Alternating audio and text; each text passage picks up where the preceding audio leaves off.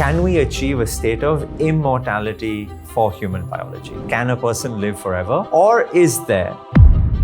What frustrates you the most about the current healthcare system in India? You use the right word, which is frustrated. With a population which is sick, unhealthy, depressed, metabolically so dysfunctional, potentially leaving behind a legacy of a healthcare disaster.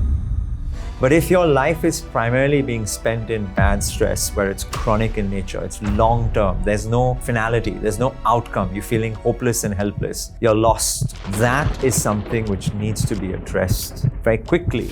If you don't allow the body to recover between stressors, you will quickly reach a breaking point or a burnout. The answers are not in expensive new molecules, new drugs, fancy equipment devices. The answers are actually just in the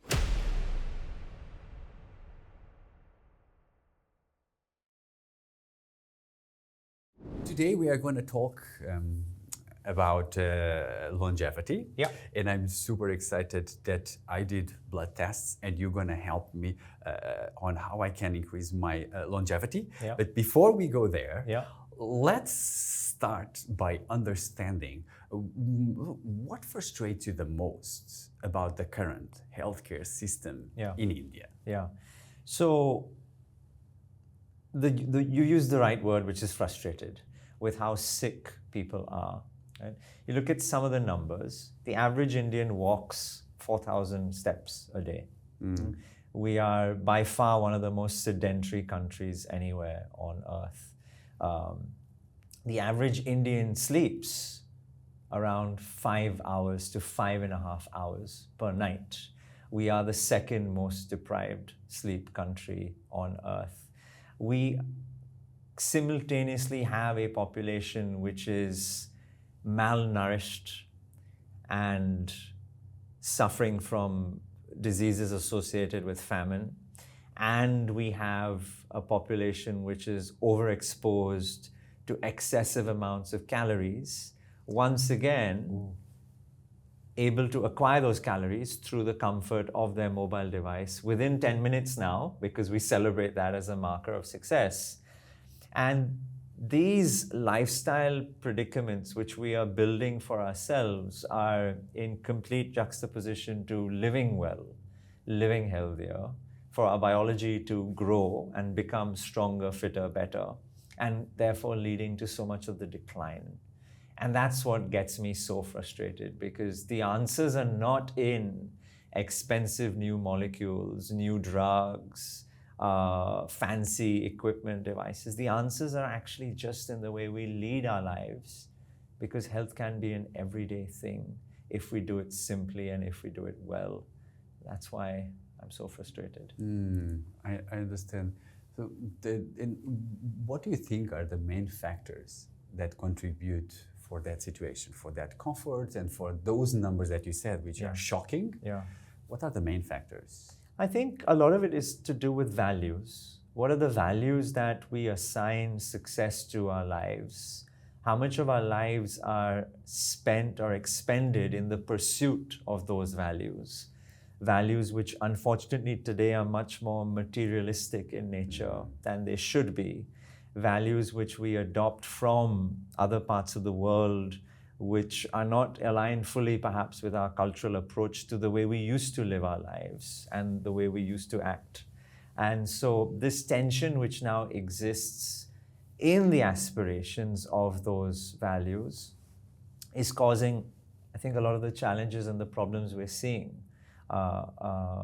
around us. And I'm not saying that we need to reverse trend and become hermits or live in the mountains and do all of those things. No, we should, of course, embrace the technologies and the advantages that those technologies bring us. But what we mustn't forget are that, we are human beings and our biology has evolved over hundreds and thousands of years. And we need to stay true to that particular makeup in order to live well and live healthier. And if we continue like this, what's going to happen, for example, in the next 10 years? I'm scared. I'm scared because the country is applauded by being the youngest demographic, full of highly aspirational, hard-working entrepreneurs, technologists, engineers, etc. And these are incredible assets that India has today. But if we continue down this path that we're on right now, where we keep making the same mistakes that we were making, all of the stuff that we've already described and more, then we will end up with a population which is sick, unhealthy, depressed, metabolically so dysfunctional, and potentially leaving behind a legacy of a healthcare disaster which we aren't ready to solve for. Neither can we afford it, nor do we have the infrastructure for it. So this decade is a very, very important decade for the country. Every time I sit down with a leader of any organization who's managing, tens of thousands of employees, I try and impress upon him or her that if we lose this decade, we've lost the opportunity. And all of the great aspirations that India wants to be in terms of this, middle income country with a GDP of A, B, C, D, etc., all of that will be lost. Because without the human capital of our people, who are we as a country? Yeah. And maybe for people to understand so that we are more aware, what are some of the habits that people are having that is contributing to those factors that you just mentioned? I think it's, number one, the biggest change has been, where does health fit into my priority today? Oh, yeah? So I will sacrifice my sleep, my nutrition, my time with family, my time with friends, etc., because I am on this ambitious, aspirational path to success, where success is defined by who I end up professionally, how much money I have in the account, the car I drive, all of those things. And I understand how we've got here. And other countries around the world have done the same as well.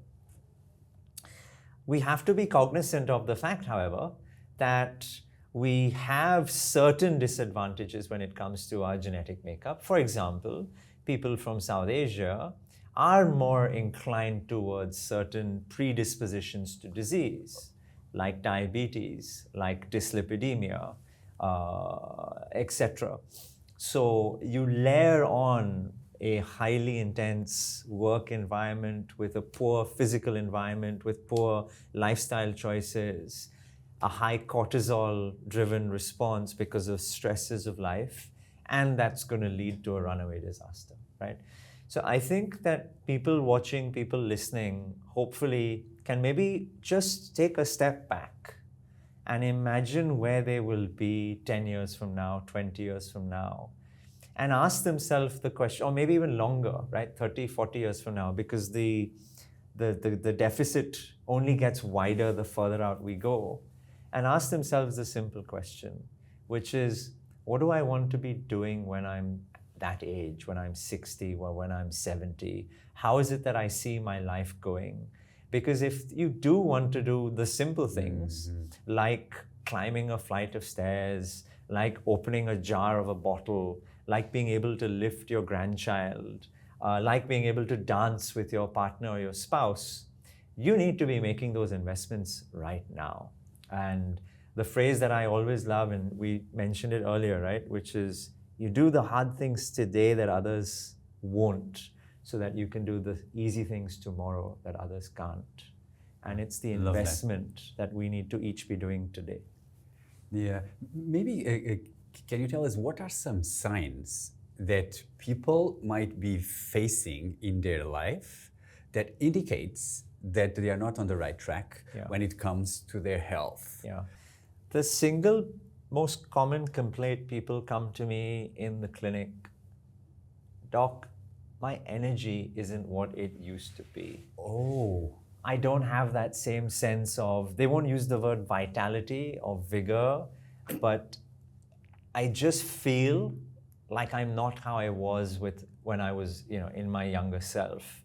I don't have the energy to play with my kids or to do things with my friends, etc. So oftentimes it's the word energy which creeps into conversation. And I'm sure a lot of people watching and listening may resonate with this as well.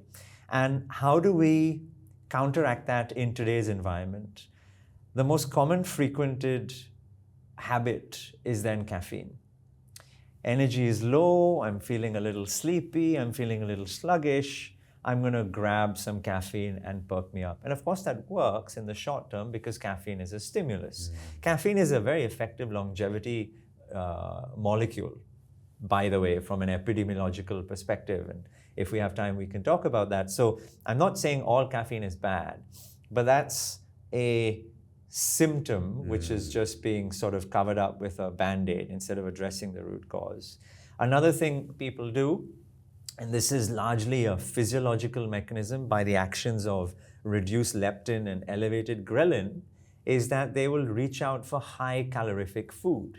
Because the body, when it's feeling a little sluggish, I need energy, my glucose levels are down, I'm going to eat that high calorific meal, which is laden with carbohydrates and trans fats and food which is not gut healthy for us. And again, it causes a slight pickup, but then immediately, because of the massive dump of sugars, insulin has to be secreted, and then slump goes the energy level again. So these are just some of the common things that people are doing. Of course, nicotine is another Band-Aid which is applied to it, and other molecules, substances, etc. So energy is that first sign that people often start to notice a complaint about, and then it's hopefully then opens up this realization, and then something can be done about it. What is interesting is that you were mentioning about all the issues that we have today in India with the capital of diabetes, blood pressure, and there's a lot of talk today about longevity.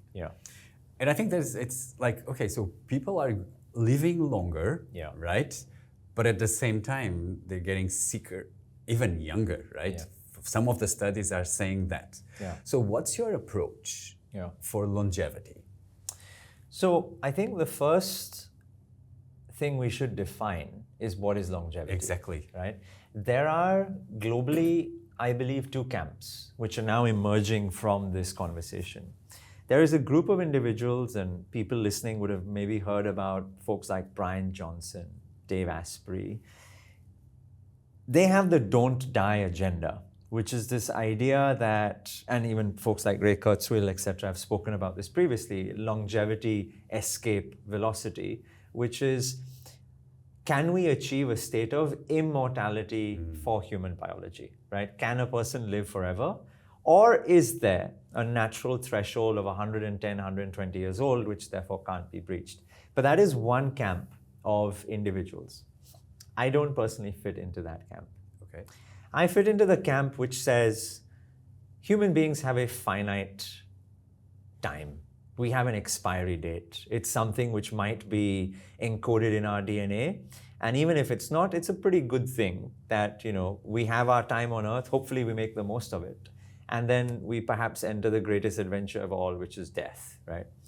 So if we have a finite time on Earth, how do we ensure that the period of time that we have is one which is as healthy as possible? Not one which is subjected to all the things that we've spoken about previously, which is laden with chronic disease and ill health, etc. How do I make sure that for as long as I possibly can, I am in as healthy a life stage as possible? Of course, there may be instances where people develop an earlier diagnosis, maybe of a tumor or another disease, etc. But those individuals aside, how do we ensure that people are kept healthier for as long as possible?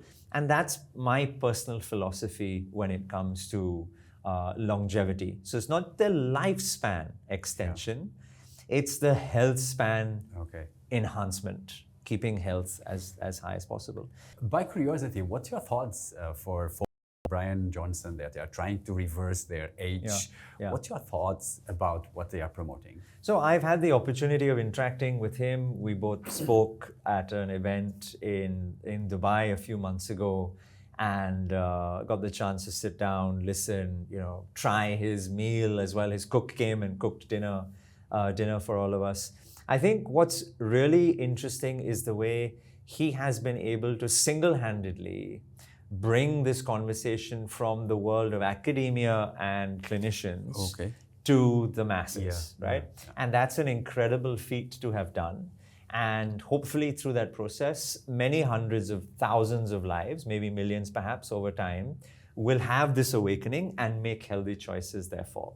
Now, there's no good the entire army being an army of scouts, because it would not be effective, right? But you need to have that scout in the army for the army to be effective.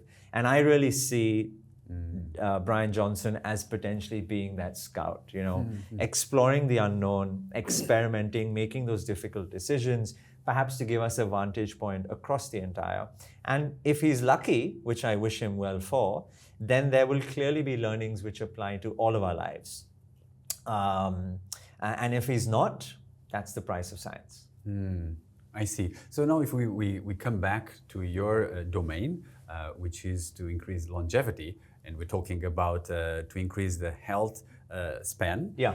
Like, if people focus on that, what are the benefits? What are they going to clear benefits for their life by focusing on their longevity? So I would say that an individual probably will experience this play out across the span of their lives. The good side effect is living longer, right? But we never know whether that's going to happen or not. But the consequence of living that way is that you'll have more energy, you'll have more vitality, you'll be able to do the things you want to do. You will push out chronic disease for as long as you feasibly can. And also, and I've seen this in individuals who I've worked with and myself, in that percolates to other areas of your life as well. Whether it's the way you think about problems, whether it's the way you frankly think about the environment and what you're leaving behind in terms of a legacy, whether it's the way you run your business if you're an entrepreneur, another theme that you and I have spoken about before. Those mindsets that have to happen for you to start to live your life differently, because you're no longer interested in the short-term gratification. Oftentimes you subject your body to short-term stress and pain because you appreciate the long-term benefit. And that mindset starts to play out relationships, children, as I said, environment, work, entrepreneurship, etc. And that's a really powerful door to be opened inside of the mind. I really like that. There's a lot of also conversations, people that think they focus a lot on their genetics, right? Saying like, okay, maybe I have like good genetics, and that is going to help me. Can you give us some light between genetics and the environment, the lifestyle? How does it play today when it comes to the health, to our health? The good news is that actually this has been studied, and there is actually an estimation on the contribution in percentage terms between nature versus nurture. Exactly. Nature, genes, nurture, lifestyle. And roughly speaking, there is about a 12 to 18% contribution from the genetic component. 12 to 18%? Only. Wow. What that means is that the individual is much more of control of her destiny than the genes that he or she has inherited, right? Oftentimes, again, folks who come in and say, my parents have diabetes, hypertension, it's no wonder that I have diabetes, hypertension. But now let's flip the conversation the other way.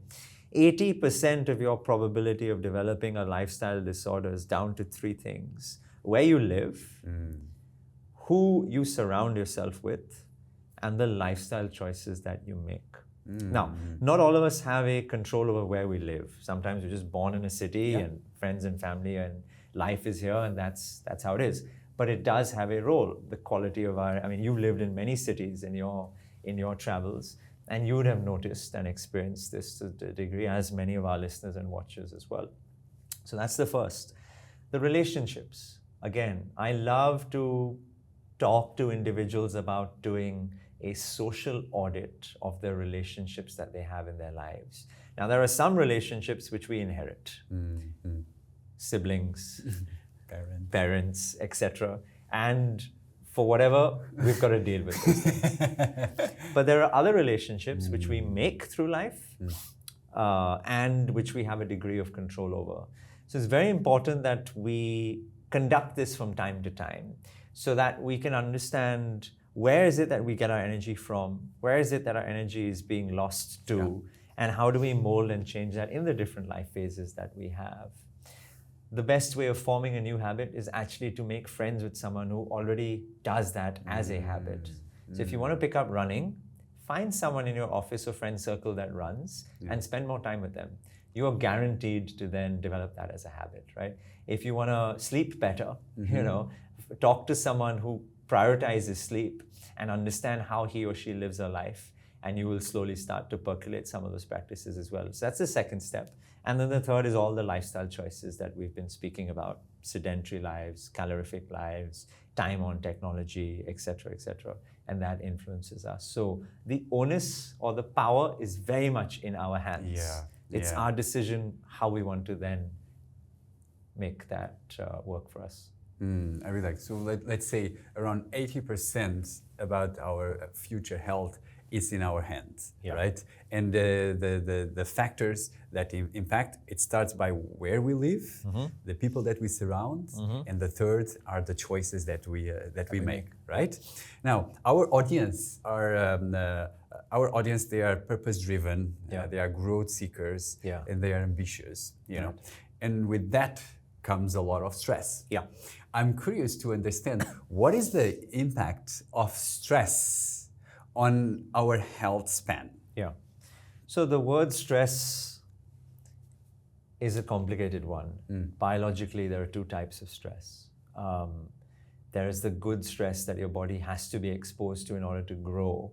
The hormetic short-term, we call this eustress, E-U-S-T-R-E-S-S.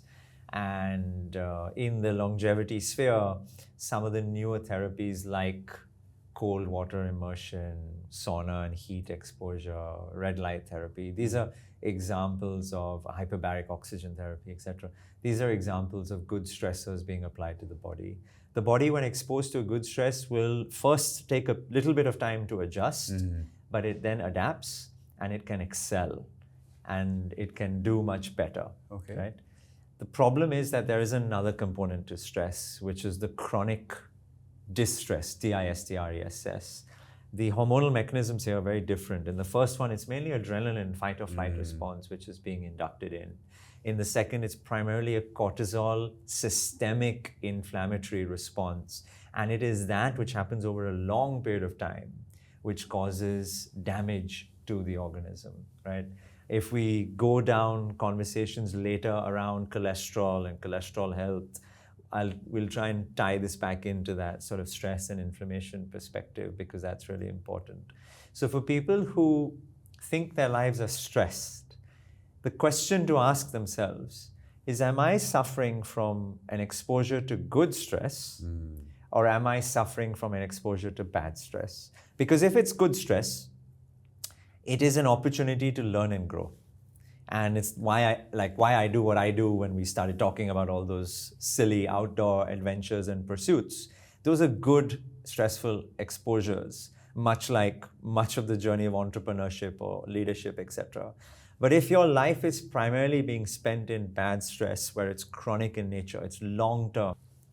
But I think one of the biggest issues with the stress, it's really hard to identify when what is the amount of stress that our body is going through, right? Like, is there any mechanisms that we can identify that amount of stress so that we can, okay, I'm going in a direction which is not the best direction? Yeah, so I think I'll answer your question, but I think to also address the point, people need to appreciate that a constant amount of good stress is also a bad thing, right? For example, if you are looking to bulk up and grow your muscles and develop a degree of hypertrophy and strength, very important. Muscle mass is my second most favorite biomarker around longevity. Then you going to the gym every single day and exercising the same muscle groups every single day, using the same weight or even adding weight, will actually lead to a negative outcome, right? So the exposure to the same stimulus, the same stressor, causes a flattening of response, and after a period of time will actually cause a decline in function. Number one. Number two is, if you don't allow the body to recover between stressors, you will quickly reach a breaking point or a burnout, as we talk about in common day parlance, right? So whilst good stress is good, you need to ensure that there's a period of recovery which is being applied. And I gave the example of the gym, but one can look at it through the example of a professional life as well, where if you have intense projects, and those are great from a career learning and a growth perspective, you need to ensure that after that, there is a period of rest and recovery and learning and reflection, so that you can then apply those learnings the next time around as well. So that's a really important thing. So everyone who's watching, as you said, the audience being purpose-driven and ambitious, it's great, but periods of rest and recovery are equally important, not just in the physical world and health and longevity, but also in the professional and mental and emotional state as well. Now, to answer your question, is there one single thing that one can measure to tell you? It's not that easy. So biologically, we can measure a few things. We can measure your blood cortisol level. We can measure your digital biomarker called heart rate variability. We can measure your resting heart rate. We can ask you a subjective questionnaire called the RPE, which is the rate of perceived exertion, and there are many other indicators like that. So you can try that, but if one were to think, okay, is there any one marker which will cover this in entirety? There is not. But the ability for one to be conscious of this and reflect, that I think is the most important thing. Yeah, I really like this you said about, I mean, our body is ready to get stress, but not for long periods, right? It's super important, whatever the stress it is, that it comes a period of recovery from that stress. Yeah. And what is interesting, you start mentioning about biomarkers, right? Maybe you can now, let's enter into the like people who are watching, okay, I know I want to change and I want to increase my longevity. Like, what are the different ways I can increase my longevity? Okay. So, again, the foundations are fairly simple. Okay. It's around the contributions that sleep and recovery make to our lives. Okay. It's the contribution of how we fuel our body. It's the contribution of how much movement and exercise we get. It's the contribution of what's the hormonal state of my body, my biochemical hormonal state. It's the contribution about how healthy my gut is. So there are different things which all feed into this particular equation, and people can measure them in different ways in order to then understand where are my strengths, where are the areas that I really need to focus on to improve myself from there. And then out of that one, which one is the one that you think has the largest impact in our longevity? I know that all they're important, but which one do you think, like, if there's one which is more critical? The single most predictive biomarker of your longevity status is a biomarker called your VO2 max. Your VO2 max is a measurement of your exercise or your aerobic capacity. It's a functional integration because it takes into account the health of your heart, the health of your respiratory system, and your circulatory system. And most importantly as well, how efficient and effective are your mitochondria, my favorite word, in metabolizing fuel, creating energy, and therefore ultimately using oxygen as well. So the VO2 max is the single best predictor of your longevity, and it's slightly different for men and women. It's fairly easy to measure, but it's an uncomfortable test. The common way of doing it is actually to go into a lab, like you would do a treadmill stress test. We ask the individual to either run on a machine or cycle on a stationary bicycle. We apply a constant speed, and then we gradually increase the inclination or the resistance so that their heart and their cardiorespiratory system is put under more and more strain.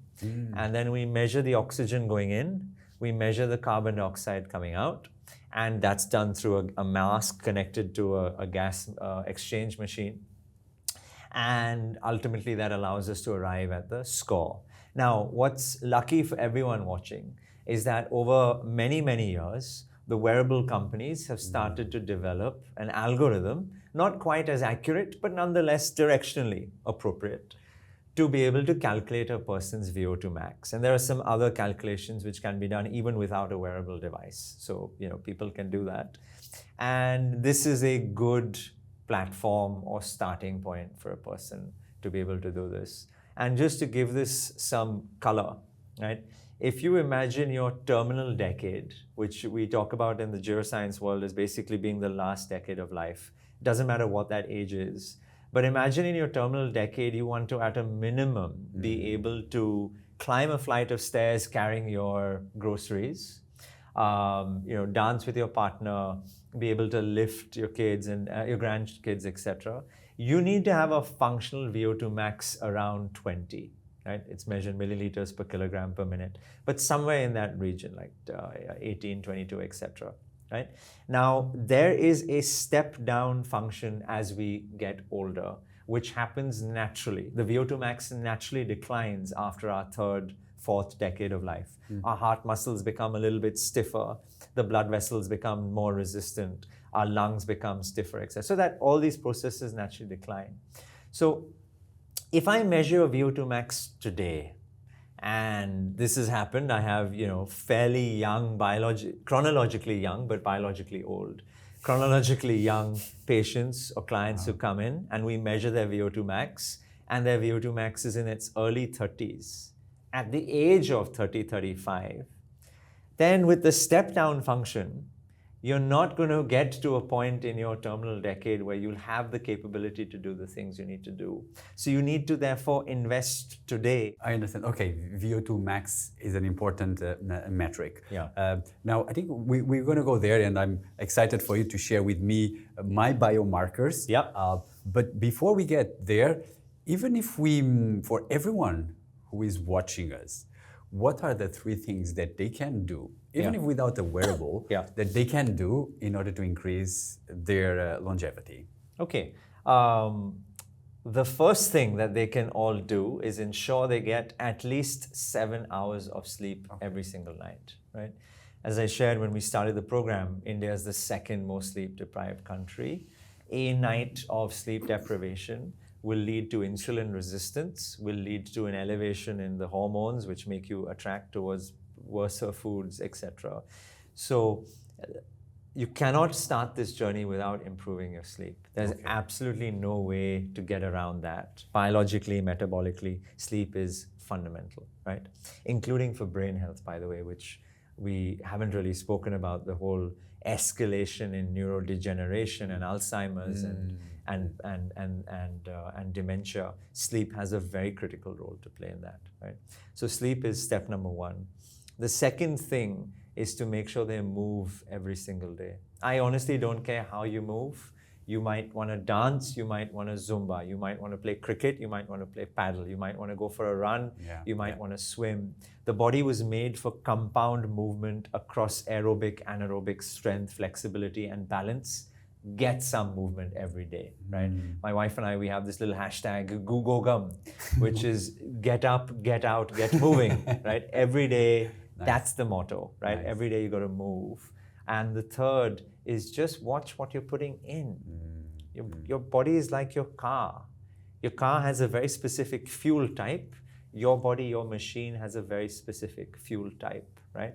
We unfortunately have a ultra convenience world, which means the food choices we have to make are harder and harder, but it's not impossible to do so with a little bit of planning. And I can tell you 80% of the game is in the food that you're consuming because of all the things that we've spoken about before. So those are sort of the 3 starting points for everyone, and none of them require medicine. Exactly. None of them require expensive equipment, but they do require time. They do require a certain degree of prioritization and an importance that we give ourselves. Can you tell us, in order to improve our sleep, can you tell us what are the steps that people should follow? I think the first is a room like this.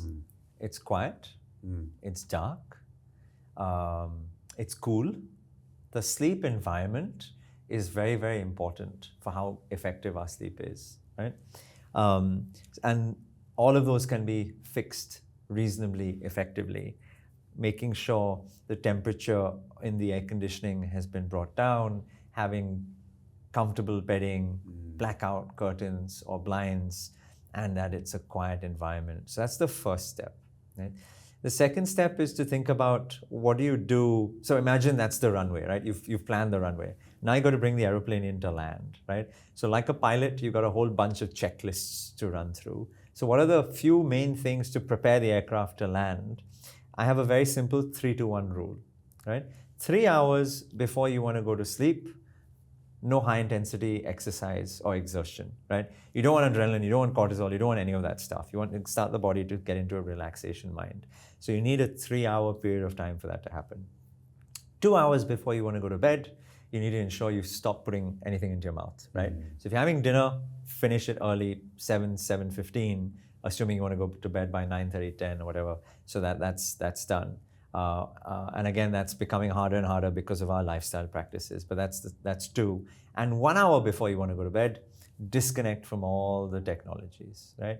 The technologies are doing a couple of things. The first and the most dangerous is the white light, which people have obviously now become much more aware about. It wakes up the brain, suppresses the melatonin, and your brain can't therefore get ready to go to bed.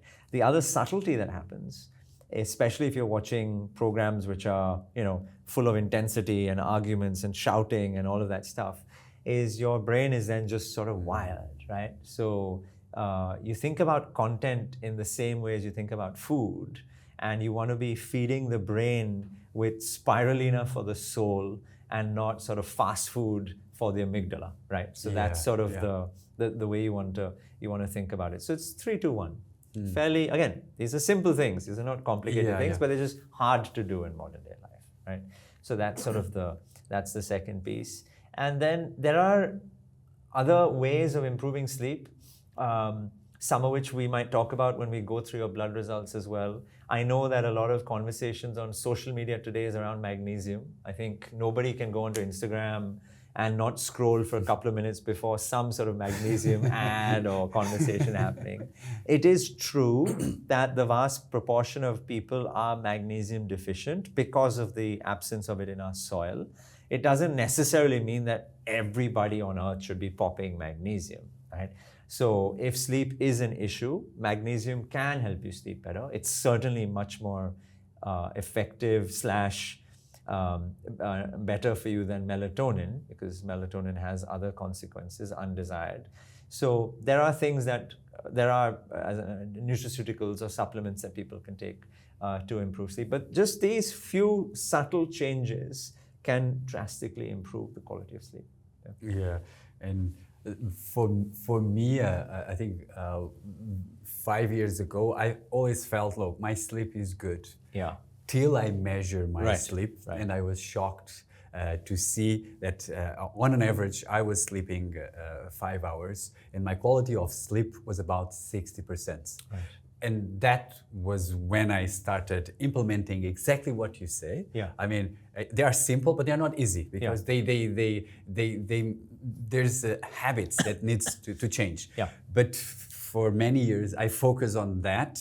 And today, I'm sleeping on an average of 7 hours, and my quality of sleep is 80%. And that has changed my life. Yeah.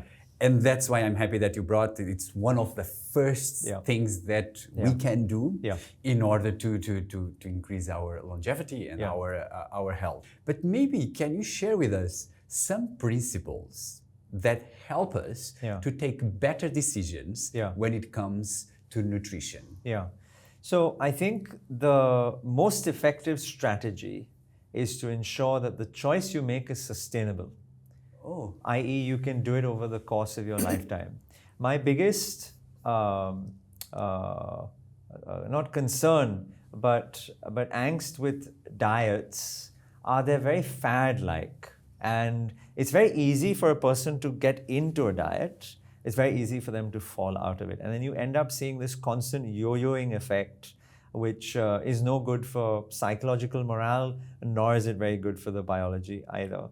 So whatever you're thinking about constructing as a fuel or nutrition plan, it needs to be sustainable. That's something you can do all the time, whether you're traveling, whether you're at home, whether you're on holiday, whether you're at work, and you can try and do it for a long period of time. And therefore, when people come and they say, you know what, doc, or I'm a vegan, or I'm a paleo, or I haven't ever had the extreme of a carnivore, but you know, there are all of these different things. That's fine, that's your life choice to make. Now let's see how we can construct what it is that you need to be consuming, right? So the first element is always looking at how much energy does your body really require on a day-to-day basis, right? So the energy requirement of the body is a fairly simple calculation, which is your basal metabolic rate plus how much additional expenditure is done through to activity, right? And there are actually calculators that you can use online, and we use those. We use these all the time. So person coming in, we'll calculate their BMR, we'll calculate roughly what their energy expenditure, and then we layer on, now, do we need to put you into a state of surplus or do we need to put you into a state of deficit? Surplus because we need to gain muscle, deficit because we may need to lose fat, right? I never like using the word weight because weight is completely misleading, right? So that's the first thing. So it's therefore simple enough for a person to understand where is it and what is my energy requirement for my body. And by the way, the energy requirements changes through the year. In summer months, when it gets hotter, your energy requirements go down. In winter months, when it gets colder, your energy requirements go up. If you're training for an event, your energy requirements go up, etc., right? So that's the first thing. Once we understand the energy needs, now let's look at the macronutrient breakup for that person. How much of the macros should be in carbohydrates? How much should be in protein? How much should be in fat? The key priority here, by the way, is protein, especially for people listening, and I know a lot of your audience is India-based. We are hugely protein deficient, right? The body requires about 1 to 1.5 grams per kilogram of body weight per day, right? If you're unwell, if you're training for an event, or if you're over the age of 65, that goes up to 2 to 2.5 grams, right? So it's very important that proteins are met. Again, plant or animal, it's tougher with plant sources, but it can still be achieved. Fats are not the villain. There are good fats in life. Olive oil, mustard, sesame, salmon, feta cheese, avocado, nuts. These are all good sources of fats. Fats which are anti-inflammatory and raising the good components of fat and cholesterol in the bloodstream, which our body needs as a lubrication layer and a protection layer. So very, very important. And then the third, baby should be carbohydrates. Not the way we consume it in India and South Asia, which is our plate full of rice and 3-4 rotis on the side and aloo, potato sabzi, etc., right? We're eating 80% carbs, almost no protein, and a lot of bad fats right now. We need to change that around. So carbohydrates should be complex. They should be low glycemic index. They should be eaten in small quantities, especially given the metabolic disturbances that we have. So that's the second layer to a simple approach to nutrition. And my third layer below that is then looking at the micronutrients, right? Because your body requires micronutrients. If you eat the same 3 or 4 foods every single day, you're not going to be giving your body all the micronutrients that it requires. There are vitamins, there are minerals, there are cofactors, there are amino acids, there are all kinds of things. that the body requires. And if you can't get it from the food, which oftentimes we aren't today in society, then supplements have a role to play in the person. We always test first. So we've tested your supplement deficiencies, and I'm going to talk to you about that. And we use this to understand which supplements your body requires, give that to the individual for 3 to 6 months, and then test again. You don't need to be on the supplement for life. You can keep changing the supplements based on the needs of the time, right? So this is, my formula or structure to how I would think about a person when it comes to their nutritional and fueling needs.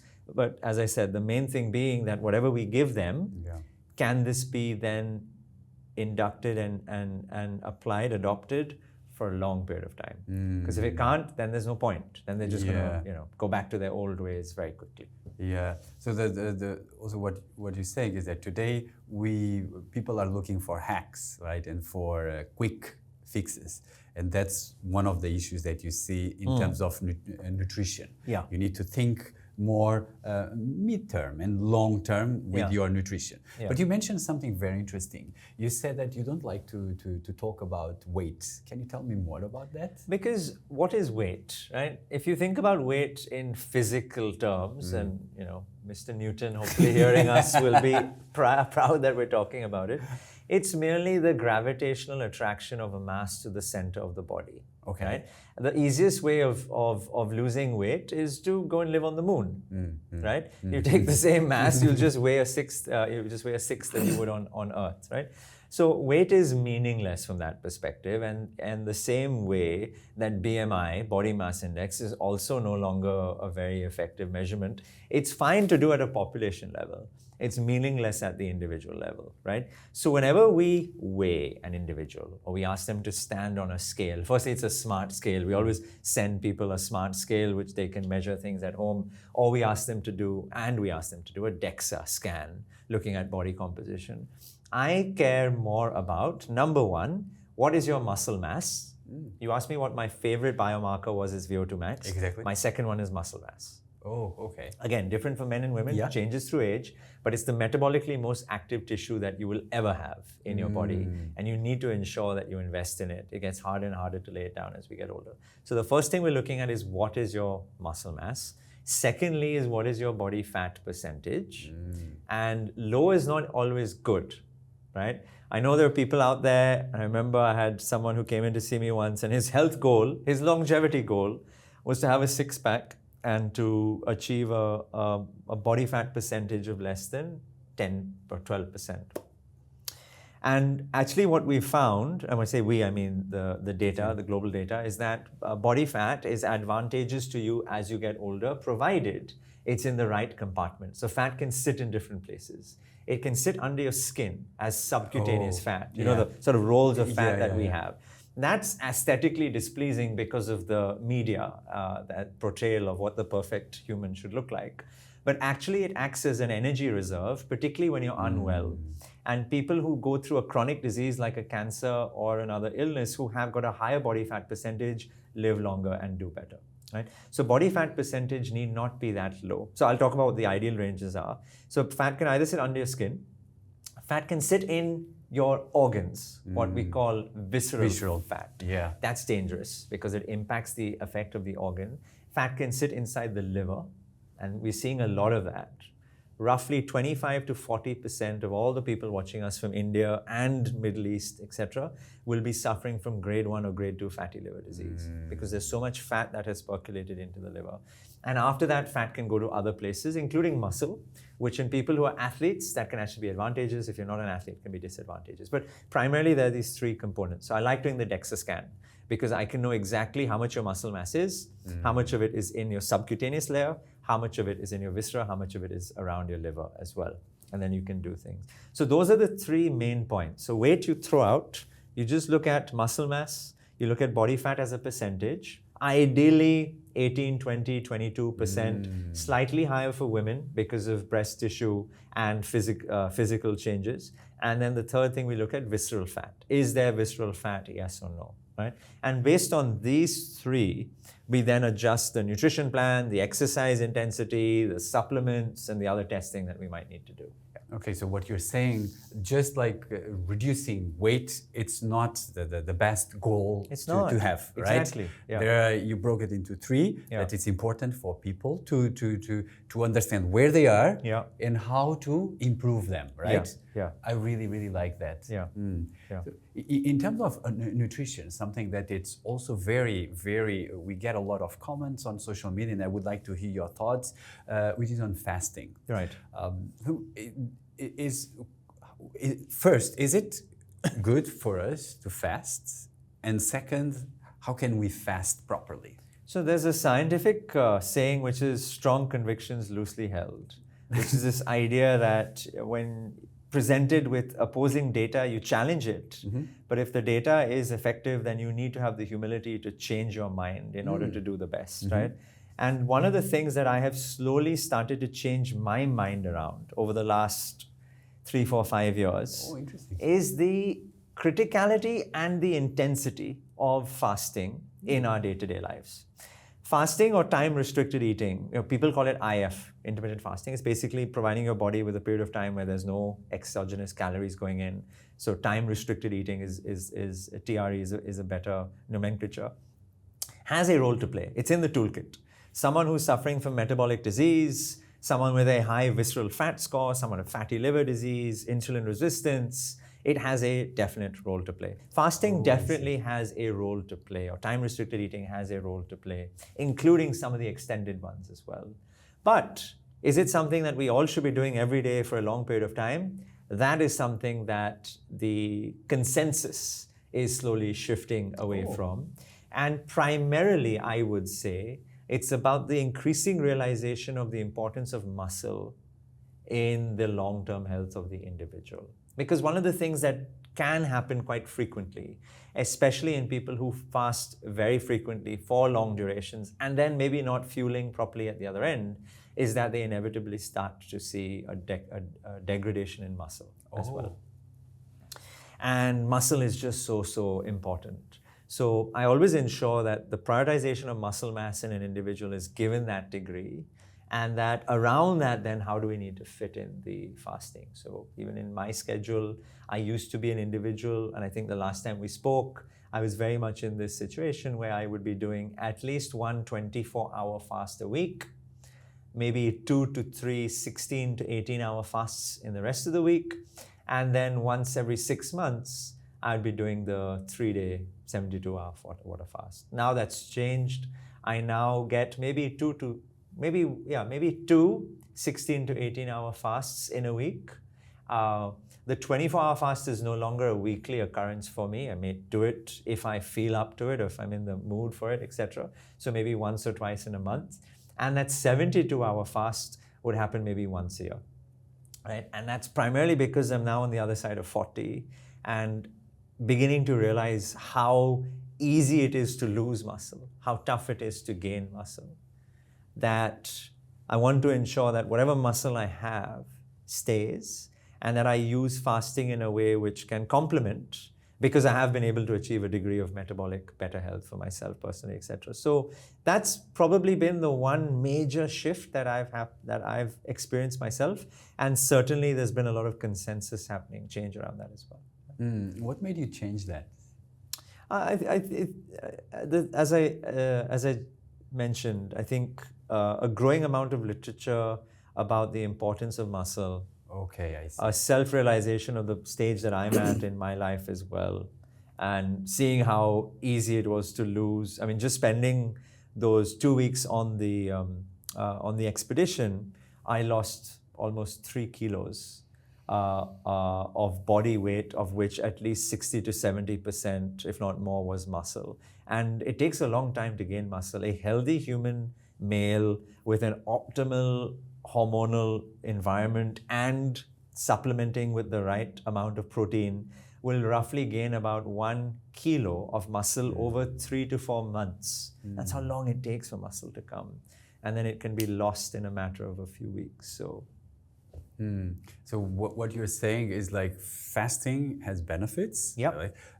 But the way we do fasting, we need to be careful so that doesn't impact we don't lose a muscle, Yeah. which is something which is very important for us. And as we grow older, we need to keep that, right? That's your take on fasting. Yeah, and it goes beyond muscle. It's also the fact that other aspects like exercise have a big role to play. Yeah. And that fasting is not the be-all and end-all when it comes from a longevity perspective. So, I mean, there are other subtle causes in there. It's just that this is one of the major ones. We're coming to the end, and now we're going into a bit more people who want to take it even more serious, right? The longevity. Yeah. And when we did a test. Yep. And I'm happy to so if you can share with us my tests. Yep. I'm okay. Yep. For me, the objective is that our audience understands what is possible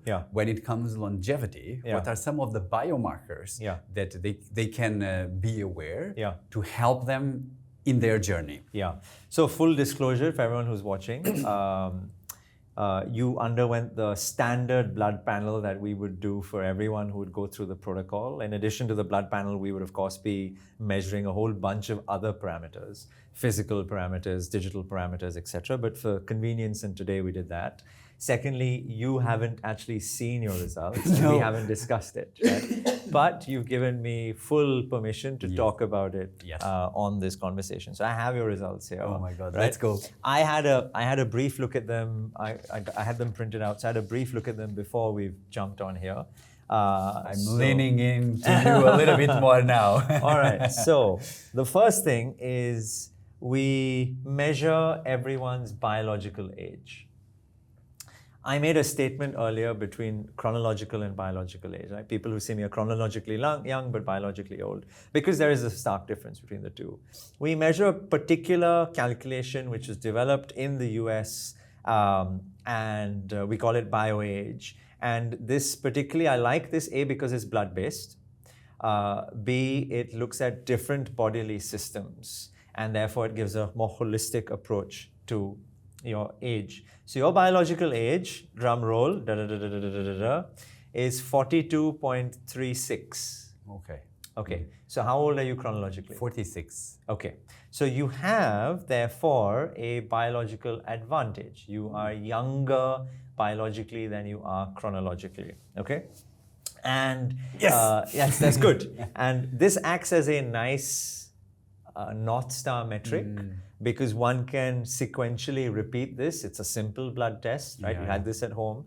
We can sequentially repeat this every 3 to 6 months, and we can see what's working, what's not working, and how you're tracking over a period of time, right? Now, if we were doing this properly, we would go into all the sub-components of the biological age, which I won't do right now. Yeah. But at a high level, you've got a biological advantage, so that is great. Yeah, you can do much better though. Okay. So what is the standard normally? There's no standard. There's absolutely no standard because it's all relative to ourselves. Okay. So first, BioAge is an important biomarker. Yes. It's a biomarker and it's a holistic biomarker to go through, right? Now I have, we tested almost 100 different blood parameters for you. And we do it in a particular way. We look at different panels, but more importantly, we have very specific levels. So whenever a person undergoes a blood test, he or she will have it done by a lab. By a phlebotomist, it'll go to the lab. The lab will then report what the normal range is. The normal range is basis 100 average individuals. Those normal ranges have gotten worse over a period of time because we're metabolically getting sicker over a period of time. Oh. Yeah. So when we analyze your results or anyone else that comes in, we have physiological ideal levels that you should be working towards, because the lab may say you're normal, and I'll give you an example of this when we go through. A lab may say you are normal, but I may actually consider it to be suboptimal, right? Or something that we can certainly work towards, okay? So the first thing is a good example of this, your hemoglobin, right? Your hemoglobin level is 13.1. That is normal as per a lab range. But I believe that for a young, active individual, there's certainly ways that we should improve that, and you will notice enhancements in your VO2 max, in your aerobic capacity, etc. Right? So hemoglobin was one of the things that we saw was slightly on the lower side than ideal. We measure an inflammatory marker, which is not routinely done. This is an inflammatory marker called ferritin. And your ferritin levels were significantly high. Now, I know you told me that you were coming off the back of a viral illness. That could account for it, number one. But it may also, in other individuals, be a sign of systemic inflammation. Now, I know that's not the case for you because as I go through your list, we also measured your C-reactive protein, your HS, highly sensitive C-reactive protein, and your ESR and your blood cortisol levels as well. So that's sort of my panel for inflammation, including a few others like LDH and CK, etc. But from that, I know that you don't have any systemic inflammation.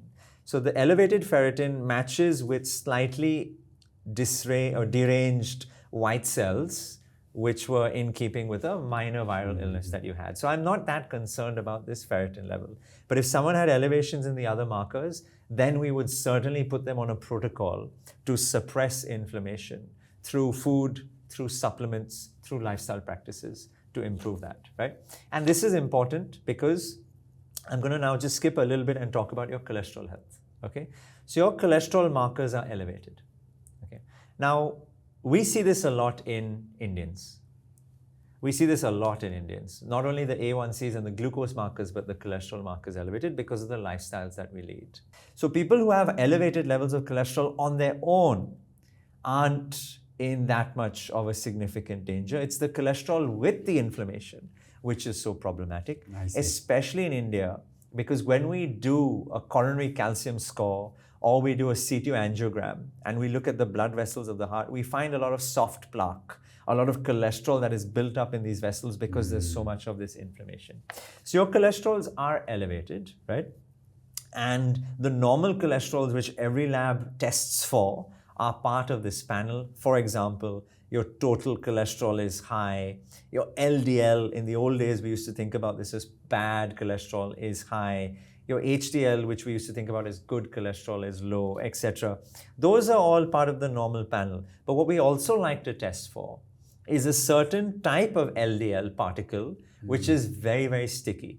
And that's called apolipoprotein B, ApoB. So for you, actually, that level was significantly high. It was above 100. My cutoff is roughly 80. You're at 110. The good news is your genetic risk is low. So we measure lipoprotein A, LP little a, and that's on the low side. So that means that I don't need to be as aggressive. If your lipoprotein A was, let's say, above 30, 60, 70, 80, and you've got elevated cholesterol, and we put you onto a heart scan, and we find there to be some signs of buildup, then we will, of course, be doing lifestyle practices, but we will also be having conversations about a lipid-lowering agent as well to protect you from the long run. So that's sort of the cholesterol picture at a very high level. Obviously, we'll go through this in much more detail. For you specifically, a micronutrient which will be very effective is omega-3. So I would start you on 1500 milligrams of omega-3. Omega-3 is an anti-inflammatory and it elevates the HDL in the bloodstream, which is very, very good. Do you take an omega-3 already? No. A fish oil? Okay. So there is fish oil and there's flaxseed oil for vegans and vegetarians. Either of these are able to be used. The next thing that I notice is that some of your liver enzymes are higher than they should be. Now, if this was the normal lab report, it would show completely normal. But looking at the physiological ranges, we can tell that there are some deficiencies. I would probably want to do an ultrasound anyway of the abdomen just to rule out fatty liver. Right? So we would certainly do a very detailed food log and try and identify where we can increase the amount of proteins, whether it's from animal sources or plant sources, or supplement that up as needed. All your sugar markers are excellent, including your fasting insulin, one of the lowest I've ever seen actually, at just over 2. So anyone watching who've not tested their fasting insulin, please get your fasting insulin checked. And we like it to be in single digits. Fasting insulin is a long-term signal of development of diabetes because it implies insulin resistance, i.e. your pancreas is having to produce more insulin to do the job of keeping the sugar levels low. In a Caucasian, it is predictive of about 8 to 10 years of diabetes type 2. In an Indian or South Asian, it typically happens much faster, 2 to 3 years. Oh, I see. Right? Very important to test the fasting insulin as well. Your thyroid has a degree of dysfunction. The thyroid hormones themselves are operating normally, but we measured 2 antibodies which typically attack the thyroid gland. And one of those antibodies actually is at a very elevated response, right? So we would want to do a few more conversations and tests to understand what the cause would be. It doesn't mean that you need to be on any sort of thyroid replacement at all, but we would certainly want to suppress the antibodies through lifestyle, primarily through gut. So there's a big relationship between gut health and the development of thyroid antibodies. And by putting you on a particular protocol, we can suppress that inflammation, improve the gut health, alter the microbiome, and hopefully bring down the antibodies as well through that particular process, right? Your testosterone level is very good. So in all men, we test testosterone. We test their DHEA, which is a precursor of testosterone. Yours is lower than what I would like it to be. And we check their prostate health through PSA.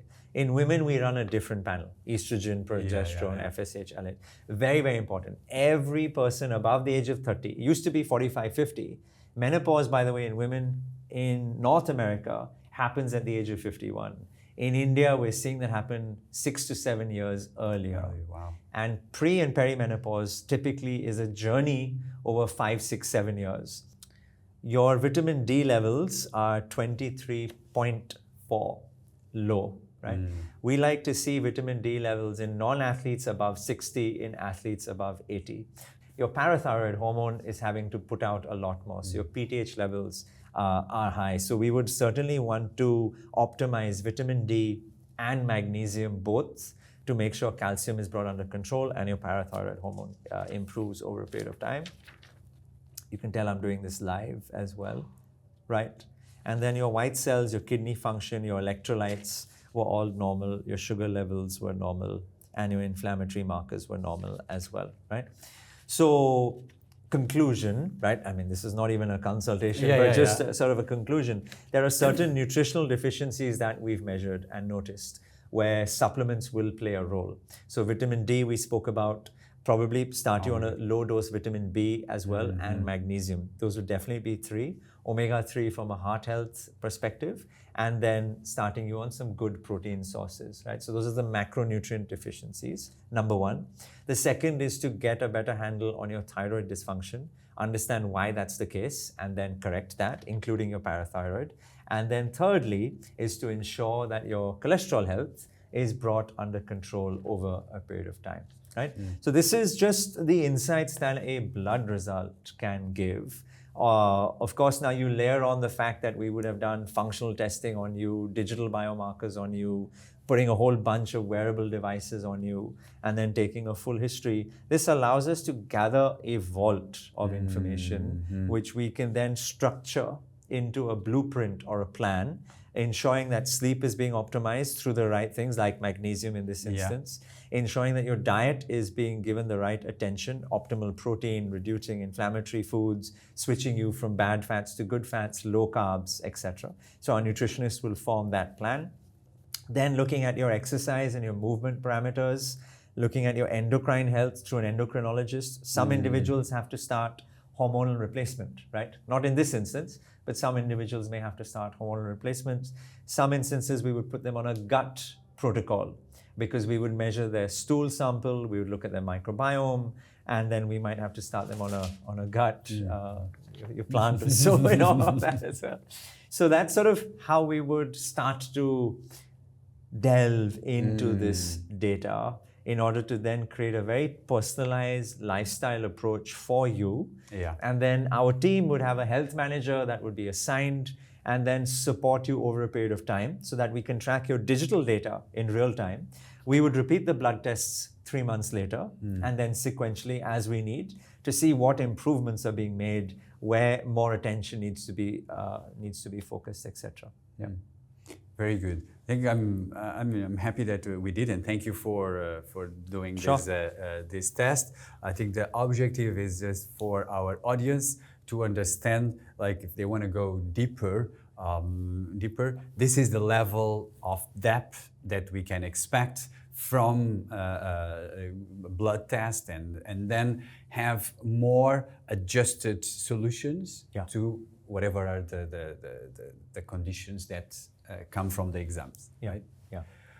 Cool. Well, thank you so much. Pleasure. And I mean, this is our second time we're talking. Yeah. I absolutely loved our first time, and today I think we went in another direction. We went deeper this time, and I'm really happy. Thank you so much for coming. It was a pleasure. Thank you. I'm excited for where the third one will be. Hopefully, maybe South America or somewhere really exotic. Yeah. Thank you.